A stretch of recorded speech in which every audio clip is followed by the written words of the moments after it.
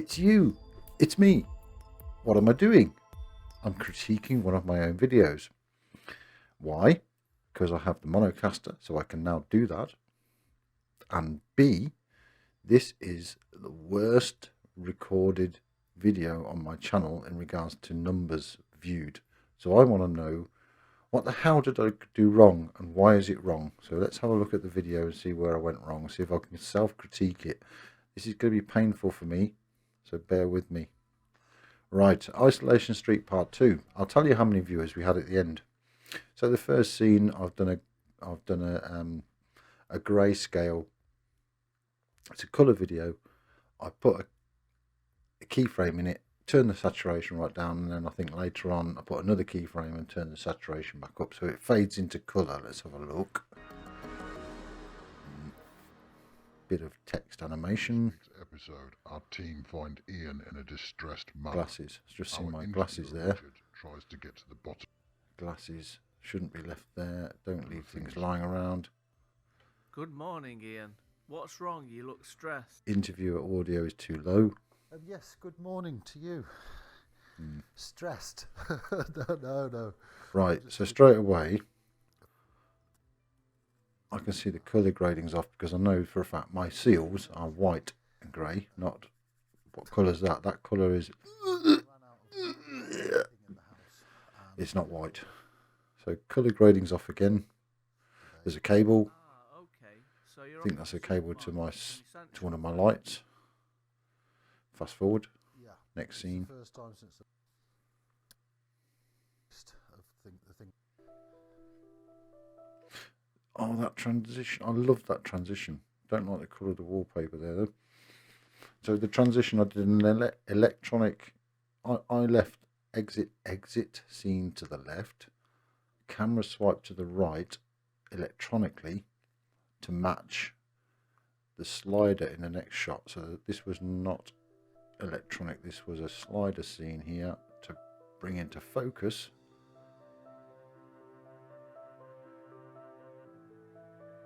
Oh, focus drop. Focus drop. The focus is searching there. Don't like that. Shopping list is done, so we're good to go. Can you tell the... I think on my... Right, I had two scenes here. I had a camera up above on the cupboards. The Osmo Pocket was filming down onto the paperwork. And I didn't film them at the same time, so this was... The second scene was filmed separate. What I don't like already, which I've now learnt, is I always seem to put my microphone on the outside of my t-shirt. You can actually take the wind muffler off because there's no wind indoors, and put the microphone underneath your t-shirt. Best place for it to be, or behind your ear. Thanks, Dean, for that one. Dean taught me that one. By your glasses, you can actually hide the microphone behind your ear and run the cable up the back of your neck, as long as you don't turn around. This bit of paper, I think there was only one sheet of paper in the second the one. essentials, yeah. If it helps people with their shopping list, of course. Beer and chocolate needs no explanation. Yeah. Obviously, that is essential. Nothing drastic, but that's a continuity fault. Shoe polish likewise. What is can't go that? to any fancy restaurants wearing a pair of dual shoes, basically. Looks like a light stand. What else do we have? I also have hummus. Oh, right, that's a filmmaker's glitch. Don't have your filmmaking equipment in the scene. The other thing I'd say is the colour grading is slightly different because it's two camera systems. This one is a little bit more less saturated. That's for a salad thing that I need to make. Fast forward. Essential? Blah blah. Outside to fetch essentials. I look like I'm about to have a heart attack. I'm not that red in real life. Look. This is in zero light. I've just got the light of an LED in my face here slightly. I'm not that red. Never have been. I'm not that fat. Well, okay. Maybe a little bit fat. Now, I know what's coming up, and I'm cringing already. Fast forward, fast forward, fast forward. The door scene.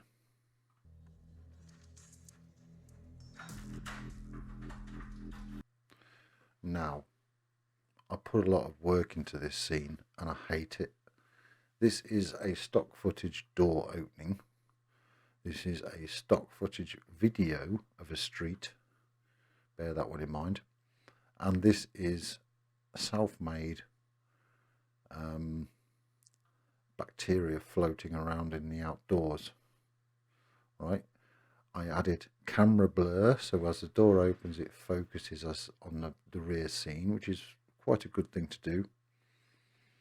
But it's 3 layers of video where I've put a lot of work into it. So that's why the only reason I kept this scene in because of the self-pride of the amount of work I put into it. Now, just to prove it's a video, look here.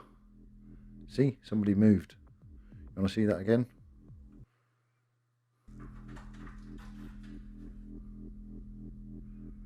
Now, after that, you can't tell that's a video. It just looks like a picture that's been stuck on there with a dodgy fade in. I got every single proportion wrong here. If that was across a street, so big street,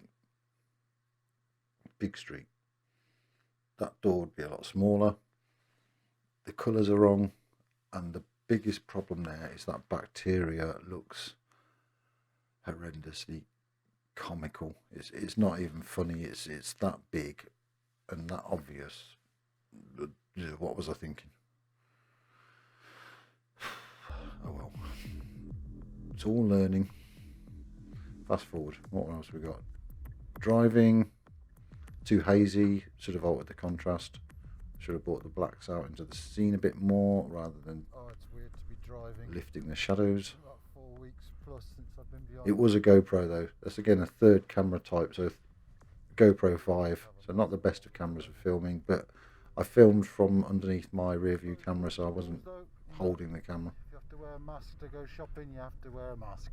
This scene, I deliberately overexposed it because it's a different street than the one you've just seen. This is a very quiet back road where there's some stables.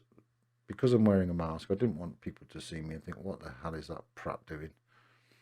And also for police, I didn't want to risk being on the main roads wearing a mask in case it slipped and I couldn't see and I crashed and killed a pushchair carrying a child or something. Health and safety comes first. Even got my glasses on underneath the mask, look.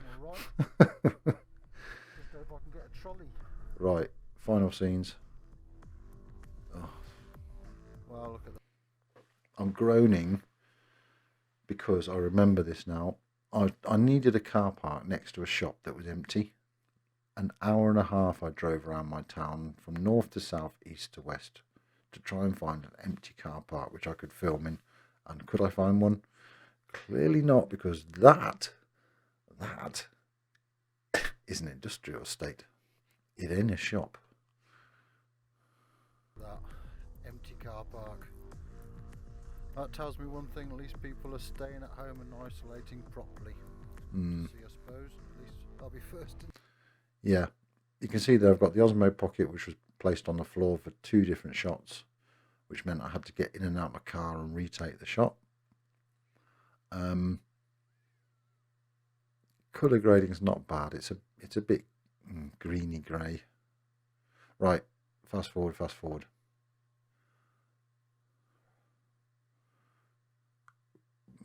Coming home. Colour grading was a bit bad. Oh dear, colour. Look at the seal again. It's gone pink. What am I doing?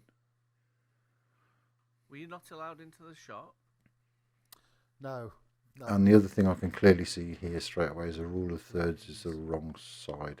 When you're facing that direction, for those that don't know about the rule of thirds, 2/3 of your shot should be free, and you should be sat sort of here on the final image. Brilliant. Not that side. Bloody isolation. Okay, I've seen enough. Things to take away from that. Number 1, grab your viewer's attention. I've got a 39-second introduction to that video. Yes, it's got some talking in it to introduce it as a show, but it's too long.